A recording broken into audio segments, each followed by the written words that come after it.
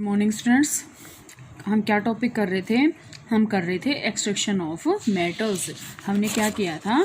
Occurrence of metal किया था। मैंने उसमें मिनरल बताए थे, ओर्स बताए थे। उसके बाद हम कर रहे थे एक्सट्रैक्शन ऑफ मेटल्स। मैंने आपको रिएक्टिविटी सीरीज बताई थी। ये इस रिएक्टिविटी सीरीज में हमने क्या फाइंड आउट किया था कि जो लिस्ट रिएक्टिव मेटल होते हैं वो मोस्टली क्या होते हैं? Found in free state, means वो कंबाइंड स्टेट में नहीं पाए जाते, वो एज इट इज़ हमें मिल जाते हैं और वो लिस्ट रिएक्टिव होते हैं। लिस्ट रिएक्टिव होते हैं तो इसका मतलब वो किसी चीज़ के साथ कोई भी रिएक्शन नहीं करते, और कोई भी रिएक्शन अगर नहीं करते तो इट मीन्स वो क्या है? हमारे लिए फ्री स्टेट में वो एग्जिस्ट करते हैं। ठीक है, तो आपके पास मैंने बताया था कि जो रिएक्टिविटी सीरीज के बॉटम में प्रेजेंट होते हैं वो क्या होते हैं? सारे के सारे फ्री स्टेट में जो है फाउंड हैं। अब जैसे यहाँ से ये आपके पास क्या है? रिएक्टिविटी सीरीज है। जैसे गोल्ड और जो सिल्वर है फाउंड इन नेटिव स्टेट, मतलब फ्री स्टेट में पाए जाते हैं। अब आपके पास है कॉपर, लेड, आयरन, जिंक, ये आपके पास मिडल रिएक्टिविटी सीरीज। आगे आपके पास ये आएगा कि मिडल ऑफ रिएक्टिविटी सीरीज की जो मेटल्स होती हैं उसको हम कौन से प्रोसेस के द्वारा करते हैं। ठीक है, तो वो आपके पास आगे आएगा, वो आगे करवाऊंगी। और जो आपके पास हायर मेटल होते हैं, हायर मेटल का मतलब जो आपके पास टॉप में होते हैं, टॉप का मतलब मोस्ट रिएक्टिव मेटल हैं, ये आपको पता भी है। Sodium, potassium, sodium, calcium, magnesium, aluminium, ये बहुत ही मोस्ट रिएक्टिव मेटल्स हैं और ये हमेशा इलेक्ट्रोलाइसिस के द्वारा ही निकाली जा सकती हैं और ये फ्री स्टेट में नहीं पाई जाती। ये क्या है? कंबाइंड स्टेट में पाई जाती हैं। और ये जो मेटल्स हैं ये क्या आपके पास फ्री स्टेट में पाई जाती हैं।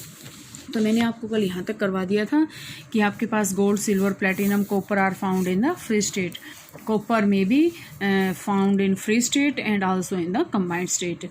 गोल्ड और सिल्वर तो वैसे होते ही हैं, प्लेटिनम से कॉपर। अब आपके पास क्या है?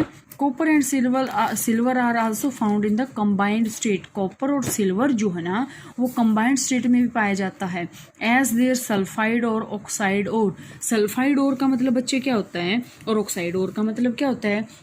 ध्यान से देखो। अब जैसे मेरे को यही बताना है कि ये कह रहा है कि कॉपर जो होता है और सिल्वर।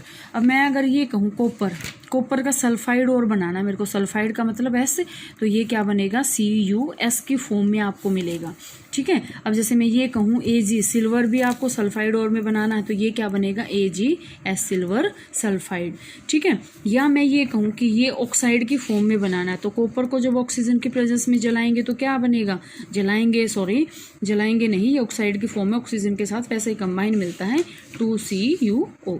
ठीक है, और सिल्वर भी ऐसे ही मिलेगा AgO, ये ऐसे मिल सकता है आपके पास। ठीक है, तो ये क्या है आपके पास? S, सल्फाइड का मतलब होता है कि उसके साथ सल्फर जुड़ा मिलेगा और ऑक्साइड का मतलब होता है उसके साथ ऑक्सीजन जो है वो ऐड मिलेगी आपको।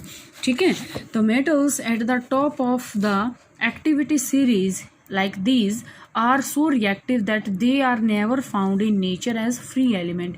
ये इतनी रिएक्टिव मेटल्स हैं कि ये फ्री स्टेट में कभी भी नहीं पा सकती।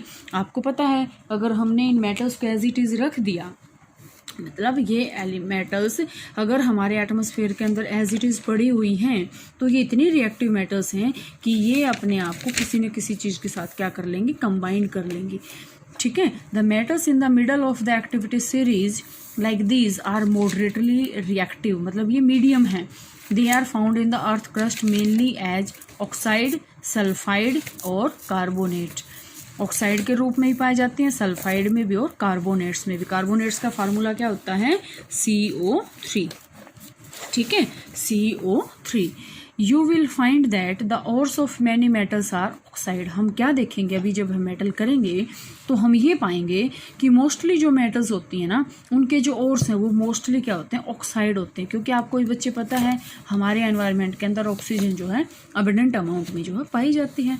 This is because oxygen is very reactive element and is very abundant on the earth. Reactive element oxygen तो हर एक चीज़ के साथ रिएक्शन कर जाती है। ठीक है, thus on the basis of reactivity we can group the metals into following 3 categories. इन रिएक्टिविटी के बेस पे ही कि कौन फ्री में है, कौन मॉडरेटली है या कौन मीडियम है, कौन लिस्ट है, तो इसके बेस पे हम क्या करेंगे? We can group the metals into 3 categories. कौन कौन सी? Metals of low reactivity, metals of medium reactivity and metals of high reactivity, just like grouping a class। According to the marks of the students. Means कि आपके पास क्या है कि अगर हम एक क्लास को ग्रुप में करें कि बिल्कुल ही जो है टॉप बच्चे, मीडियम बच्चे और डफर बच्चे, तो वो यहाँ पे आपके पास है, यहाँ से वही कॉन्सेप्ट है। Different techniques are to be used for obtaining the metals falling in each category. Means क्या है कि यहाँ से हम डिफरेंट टेक्निक्स को यूज़ करेंगे कि मेटल्स जो इन कैटेगरीज में आती हैं इनको ऑब्टेन करने के लिए। Several steps are involve in the extraction of pure metal from ores. बहुत सारे स्टेप्स को हम यूज़ करेंगे। अब ये नहीं है कि हमने और लिया उसको ऐसे कैसे निकाल लिया, ऐसे कैसे, ऐसे नहीं है बेटे। आगे जब आप इसको पढ़ोगे तो आपको समझ में आएगा। Summary of this steps is given this, each step is explained in detail in the following sections. आपके पास क्या आएगा कि देखो ये आपके पास और है। अब आपके पास ये जो है इसमें वैसे तो बेटा देखो +2 क्लास में 6th यूनिट में बहुत अच्छे से ही है, लेकिन अभी आपके में भी बहुत इंपॉर्टेंट है और उससे रिलेटेड आपके पास क्वेश्चंस भी जो है बहुत ही इंपॉर्टेंट है, वो आते हैं, हमेशा आते हैं क्वेश्चन। बहुत इंपॉर्टेंट टॉपिक है ये, वेरी वेरी वेरी इंपॉर्टेंट। तो आपके पास सबसे पहले आता और का मतलब क्या होता है? मिनरल एंड और, ये मैंने आपको बताया था। मिनरल का मतलब क्या होता है कि जहाँ से हम मेटल्स को एक्सट्रैक्ट कर पाते हैं। सबसे पहले हम क्या करेंगे, हमने ओर ले लिया, किसी भी मेटल का ओर है, हम क्या करेंगे उसको कंसंट्रेशन ऑफ ओर करेंगे। कंसंट्रेशन ऑफ ओर का मतलब क्या होता है कि उस ओर को हम गीला करेंगे या फिर कुछ ऐसा करेंगे। वो एक कंसंट्रेशन ऑफ ओर का मतलब ऐसा प्रोसीजर है कि हम उसको इस लायक बनाएंगे कि आगे हम इसको फर्दर प्रोसीड कर पाएं।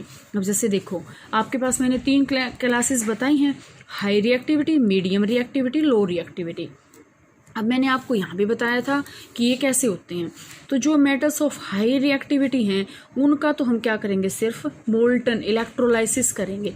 इलेक्ट्रोलाइसिस आपके पास क्या होता है, किसी भी मोल्टन स्टेट में से हम इलेक्ट्रिसिटी को पास कर देंगे कैथोड और एनोड पे अलग अलग से जो आपके पास है मेटल्स हैं उसका एक्सट्रैक्शन हो जाएगा। ये आगे आपके में दे रखा है, वहाँ करवाऊंगे अच्छे से। उसके बाद हमें क्या मिल जाएगी, प्योर मेटल मिल जाएगी। इसके बाद आपके पास आता, बहुत इंपॉर्टेंट है ये, मेटल्स ऑफ मीडियम रिएक्टिविटी, कि जो आपके पास मीडियम रिएक्टिविटी है उनकी मेटल्स को हम कैसे एक्सट्रैक्ट करेंगे। There are 2 types, calcination and roasting. Calcination and roasting ये आपके पास बहुत अच्छा है। अब यहाँ पे आपके पास ये क्वेश्चन आता है कि जो मीडियम रिएक्टिविटी हैं उसमें 2 और कौन कौन से पाए जाते हैं, कार्बोनेट और सल्फाइड और, CO3 एंड S। ये S और ये CO3। जैसे मैं अगर आपके पास एग्जांपल लेती हूँ, मैंने आपके पास एग्जांपल ले लिया जिंक का। जिंक आपके पास क्या है, मिडल रिएक्टिविटी में है। अगर ये सल्फाइड और में है तो ये ZnS मिलेगा, और अगर ये कार्बोनेट और में है तो ZnCO3 मिलेगा। अब सिंपल सी बात है। अब इसका हम कैल्सिनेशन करेंगे, इसका हम रोस्टिंग करेंगे, इसका हम कैल्सिनेशन करेंगे। तो ये आपको बच्चे आगे समझ में आएगा, बहुत अच्छा टॉपिक है। तो अब कार्बोनेट और का करेंगे कैल्सिनेशन, सल्फाइड और का करेंगे roasting. C for carbonate, C for calcination. Carbonate और का हम क्या करेंगे, कैल्सिनेशन, सल्फाइड और का हम करेंगे रोस्टिंग। अब ये प्रोसेस आगे आएंगे कि कैल्सिनेशन और रोस्टिंग होता क्या है। उसके बाद यहाँ से कैल्सिनेशन और रोस्टिंग दोनों प्रोसेस कॉमन से हमें क्या मिलेगा, ऑक्साइड ऑफ मेटल मिलेगा। ठीक है। अब जैसे मैंने आपके पास ZnCO3 ले लिया, इसको अगर इसका मैं जो कर रही हूँ कैल्सिनेशन कर रही हूँ, तो यहाँ से आपके पास क्या मिलेगा, ZnO + CO2। ठीक है, ये आपके पास ऑक्साइड मिल गया। तो कैल्सिनेशन और रोस्टिंग से जैसे मैंने ZnS + O2, ZnO + SO2, यहाँ से आपके पास ये ऐसे मिल जाएगा। ठीक है, तो ये ऑक्साइड मिलेगा। फिर ये ऑक्साइड भी ऐसे नहीं है कि हम इसको ऐसे कैसे हमारे पास प्योर मेटल आगे, नहीं, उसका हम करेंगे रिडक्शन। रिडक्शन का मतलब क्या है, कोई ना कोई ऑक्सीडाइजिंग एजेंट डाल देंगे और फिर प्योरीफाई हम इसको मेटल को कर देंगे। इसके बाद आपके पास आते हैं मेटल्स ऑफ लो रिएक्टिविटी की। जो लो रिएक्टिविटी के मेटल्स हैं उनका हम क्या करेंगे, वो सल्फाइड और में पाई जाती है मोस्टली। सल्फाइड का हम क्या करते हैं, रोस्टिंग, फिर मेटल आ जाएगी, फिर हम इसको करेंगे रिफाइनिंग। तो बच्चे आप यहाँ टेबल तक इसको बहुत अच्छे से कर लें और ये वाली टेबल अपनी फेयर नोटबुक के अंदर बना भी लें और इसको यहाँ तक अच्छे से पढ़ लें।